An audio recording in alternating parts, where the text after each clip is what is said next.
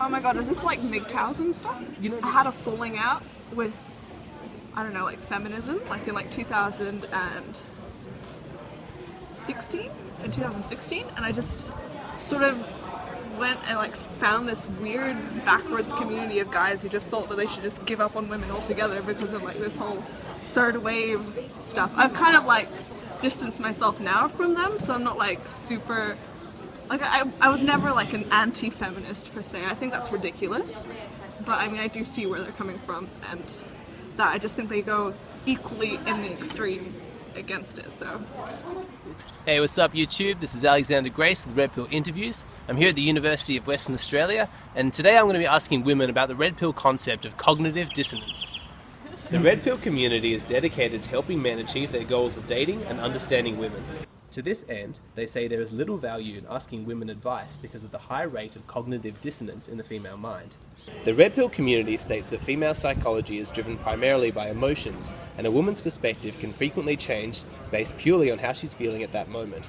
They say that a woman would also be too embarrassed to honestly explain what she finds attractive in a man out of fear that she will be socially shamed or stigmatized. According to the Red Pill community, this is why women rarely admit their attraction to alpha male jerk guys who act in a cocky, dominant, or even sexist manner, and instead claim to be attracted to nice, gentle, feminine guys. The conclusion they reach is that there is little value in seeking dating advice from women. Any thoughts? I really hate that. It's just treating us like we're children and we don't know what to think. Like, that's not what women are. We're like adults, we know what we want. And just because we say we don't want jerks and like people maybe happen to date jerks doesn't mean that that's what like we want all the time. I tend to disagree with that because of course everyone has different preferences and it really depends on what they actually value. Some women will be embarrassed to talk about what they find interesting truthfully, and what they look for in a guy truthfully. I think that most women know what they want when it comes to dating, and yeah, I totally agree with the fact that like they're a bit closed off about that because they get judged about it.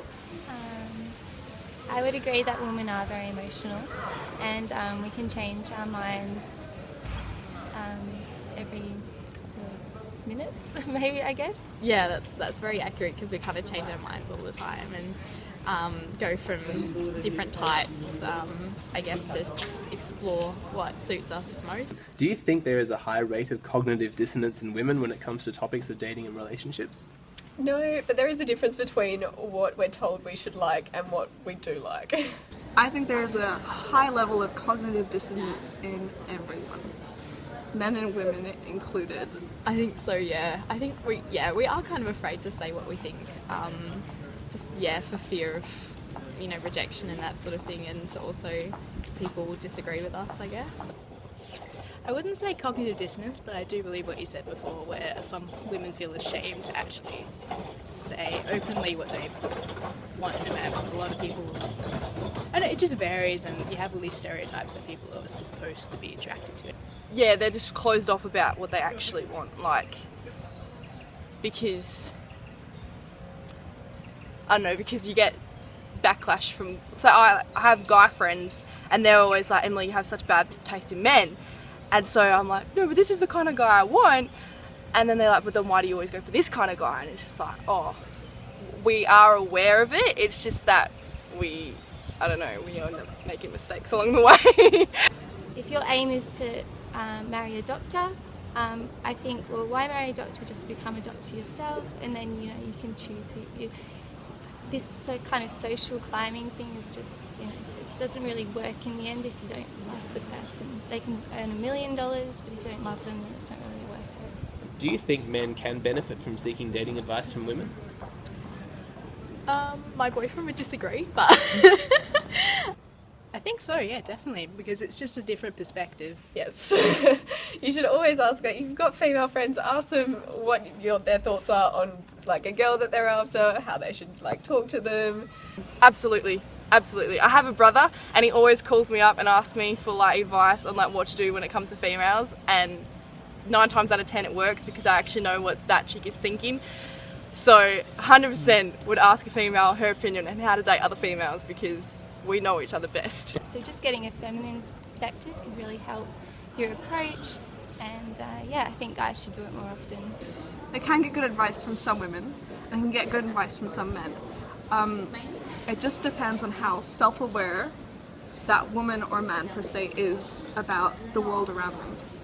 When you give advice to men about dating, what is your prime concern? Helping the man achieve his dating goals or protecting your self-image? I think it's more so for them. Like, I'll just tell them what I think personally. Helping them, like, it's all about like getting them in a position where they can like get the girl in a safe, like, fun way for both of them. If it was just a guy that I didn't really know who was just sort of offhandedly giving advice to, I'd probably be more wary as to my own self-image. However, if it was a very close friend, I'd be straight up. Definitely helping the man achieve his dating goals. Yeah, like I'm always going to be honest. Like even with other guy friends I have, I'm going to be honest to them about the way they're approaching things and the way that it's probably not going to work. So I have a guy friend who's like really quiet, and it's just always having to tell him like, come on, like make a move, be assertive, do all this, and he's like, okay, like, and kind of understands that, and so I'm not afraid to make myself look like a bit of a bitch in the attempt to get him the girl in the end. So I see a lot of my friends go through relationships where they try to put on this persona that isn't actually them to attract the person, and I would personally believe that that's not the right way to go about it, because it's not going to help them achieve their dating goals, because well, they can achieve that part, but it's not really them as a person. I don't think that's the right way to go about it. Just go back to basics and treat her like a lady. Consider your dates an opportunity to show her how much you care about her, and kind of go the extra mile, and she will appreciate it and she'll notice it because you will stand out from the crowd. And Do you think it's true that a woman's perspective is likely to change based on how she is feeling in that moment? Absolutely. Yes, I can definitely relate to that. But yeah, I think it just depends on what the guy is doing as well. Yes, I think that's true with everything though, because I think human behavior is very contextual, and if your behavior does not change based on context, that you're a very broken individual. If it's in response to something somebody's done, then yeah. If somebody does something that's a complete turn off, then of course the way you feel towards them is going to change. If you are a bit of a dick for a second, she's going to have a mood swing, and like obviously her perceptions are going to change, but generally they know what they want. Like, it's not going to change just because she's had a rough time at uni that day or something like that. It's pretty consistent. Yes, I think so. Like, I know when you're feeling down, you kind of like, you're like, oh, I really just want like a sweet guy that's just gonna like, you know, bring me chocolates and all this kind of stuff. And then when you're like obviously in like different kind of moods, you're like, no, I want someone that's gonna be like bossy and assertive and all this kind of other stuff. So I think it just like ranges, but I think there is like one kind that most women will like tend to want all the time, but they're just like waivers sometimes, I guess. well, I do study psychology, so we've been learning about cognitive appraisal, and women do tend to approach the situation in an emotional way. So I think if that works well for you, I think you need to consider that. But sometimes emotion doesn't serve well, so you need to think of things more logically. So men think of things logically and women think of things emotionally. So I think, just consider that when you're interacting with them, I guess. Do you think it's true that women are attracted to cocky alpha male guys but don't admit to it because they're afraid of being socially stigmatised? There definitely are people who are attracted to it, but I think it's more the confidence aspects that comes off first, and that's why, for example, if you're out, the person who's going to come up to you is generally going to be the confident guy, and that's why women are attracted to that, because they're the ones who get the attention. I think in some cases, personally no, but I do know some friends that kind of are a bit like that. They do sort of go for that, but I guess it's with the alpha guys, they're kind of better at putting themselves forward, so like more girls will go for that because it's kind of easier. I don't know, maybe some women are probably interested in that kind of guy. I'm not. Most of my friends aren't. I know one person who is, who's actually ashamed to admit it, but overall I don't think that anyone likes a jerk. Look, I feel like some women can be attracted to that. Like, that is very, like, that's okay. Guys can be hot and be really awful and stuff like that, and like once they get to know them, they could change their opinion. But the initial attraction is because, yeah, they might be really charismatic, they might be really attractive. Like, that's fine. Because I'm not gonna lie to you, I am not into feminine guys usually, and I'm not into like the sort of like soft, sensitive type people. But I mean, I'm not interested in jerks either. You know, like you have to find sort of like a balance between that. Because yeah, personally, like the cocky, you know, asshole kind of guy, he comes across more attractive because it's the confidence that he has, and that's what we're attracted to. And then obviously the relationship doesn't ever work out because he ends up being a dickhead, and you're like, what have I done? And then it ends in heartbreak and whatnot. But then the gentle guy is the one that you want to end up with, and he's the kind of guy you want to marry. It's just that he doesn't have the kind of confidence that makes you initially attracted to him. You may date a few guys like that, but then you realise that it's not really important. So you kind of, and then you meet someone who's not those things, and you love them even more, you like them even more. So you just kind of realise that those things aren't important. Maybe it's a young thing. I don't know, when you're like a teenager, but as you get into your 20s and 30s, you kind of see the value in being more of a whole person, I guess, more sensitive. These days, like, you call them fuckboys because they're the ones that like get lots of women, and that's what we don't like. But it's the initial game, I guess. The way that they play the game to get to date is that a lot better than, I guess, the quiet guy in a sense. And so, yeah, I know that I personally like find that super attractive, and then all my other guy friends are like, what is wrong with you? And I'm like, ah. So obviously I'm like, no, like kind of want to shelter off and hide from that. So yeah, I don't know. If women do change their perspective based on their feelings in the moment, do you think that makes them dishonest or manipulative in any way? No, I don't think that makes them dishonest or manipulative. I think that makes them human. No, I don't think that, because even if your opinion is changing, like everyone's opinion is always changing. If they come back and they're like, look, I'm sorry, I was feeling really bad at that time, it wasn't them being dishonest, it was how they were feeling.